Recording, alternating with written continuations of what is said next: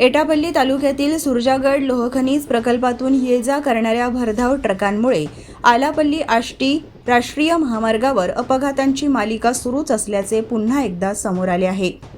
शनिवारी 14 मार्च रोजी मुलचेरा तालुक्यातील लगाम येथील लक्ष्मी धाबा परिसरात लोहखनिज रिकामे करून सुरजागडकडे जात असलेल्या MH34 CQ 2329 क्रमांकाच्या ट्रकने समोरून येणाऱ्या MH33 KJ 9952 क्रमांकाच्या होंडा शाईन दुचाकीला जोरदार धडक दिली।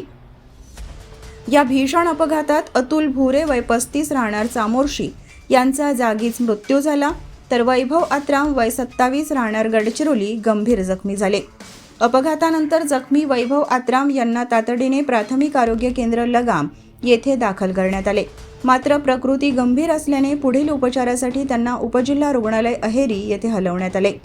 सुरजागड प्रकल्पातून दररोज मोठ्या प्रमाणात लोहखनिज वाहतूक होत असल्याने या मार्गावर ट्रक चालकांची बेफाम गती स्थानिकांसाठी धोकादायक ठरत असल्याची चर्चा नागरिकांमध्ये आहे।